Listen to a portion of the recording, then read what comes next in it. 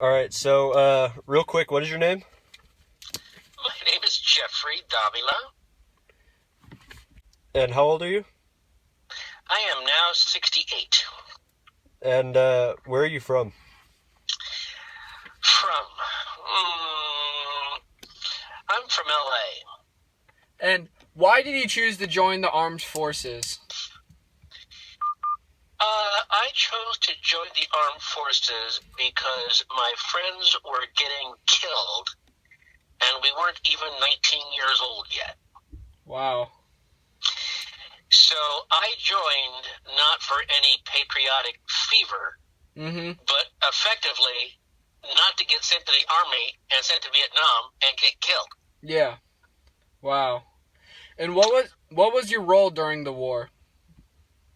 Well, I started off as a corpsman. Uh-huh. And then there was a dental billet that needed to be filled, so I was sent to the dental school after the core school. Mm-hmm. And then I wound up being assigned to the Seabees, Yep. which is a combat proficient group of the Navy, Oh. meaning they provide their own defenses. Oh, wow. These are the peoples that build the landing strips in enemy territory, that send up landing zones in areas that, emergency helicopters have to come in. These are the guys that, build the Wonder Arches where where people store their vehicles. I was assigned to them with my buddy Tom. Uh-huh. And we wound up going to Vietnam anyway and being on the ground. And then we had various assignments while we were there. Some of them medical, some of them dental, and that was what I did. Wow. And what was your attitude towards the war and the U.S. involvement in the war? It was a complete joke that we were there. I didn't really pay any attention to the war at all. I was, 17, 18 years old, and I was having a great time. LA is a wonderful town for a kid. And then all of a sudden I hear that Stephen Mitchell was killed. And then I heard that Larry Collazo was killed. Mm-hmm. And then I heard that James Williams was captured. Wow. And I'm thinking, these are guys I went to high school with, and this was just the last year. Wow. So my feeling about it was, how to survive. Mm-hmm. I didn't really care about the war because I didn't really see any purpose for the war.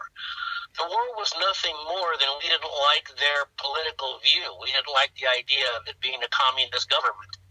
We were associating their form of communism with the old Russian communism, which was a totalitarian control that forced their will on the people. Whereas in Vietnam, it was an aggregate. It was a farming culture, and these people were, they were suited well by a strong central government that provided them with, services. So, and from what I was seeing, the only reason we wanted to be there is we wanted them to, join us in capitalism, and then we could sell them our stuff. Yep. So I didn't think much of the war effort at all. All right. Did your close friends and family members kind of support your involvement in the war? My father is a Congressional Medal of Honor recipient for heroism in combat. He lost the use of his right arm in combat. There was no way on the planet that I was not going to serve. Wow. When I first went to go in, the day I went in, they looked. I had a rash on my hands, and they said, "Oh, you got a neurodermatitis thing going on there. We're going to disqualify you." And I took the bus back from downtown LA to the doctor that my mother worked for. She was a nurse, and I told him I needed him to write me a waiver. Well, here was a guy who was trying to keep his two boys out of the military by working with a local congressman to see what he could do about keeping his boys out, Bill and Doug. So he wanted to know what planet I was from. And I told him, I said there was no way that I was going to be a grown-up and people were going to say, did you serve? And I was going to say no, because I had a rash. No, nor could I come back and look my father in the face, who had to, who built, over his lifetime, he built two of our houses with one freaking arm. I wasn't going to say to him, Dad, I didn't go because I, had the itchies. So I went. And did I get support for it? I got nothing. I got no support at all. Not even from my own dad. Wow. My dad didn't say a thing to me about combat. He didn't say a thing to me about war. He told us his stories over the years, his war stories, but he never really talked to me about being a soldier. And so basically it was just me signing up and him dropping me off and see you later. So, during the course of the Vietnam War, there was a large part of the American population that was, I'd say they were opposed to the U.S. involvement in South Vietnam. Were you aware of the revolutionary mindsets of the U.S. citizens while you were away? And if so, did that mentally or emotionally affect you at all? Yes, it did. Yes, it did completely. There was no way that I personally could get out of it.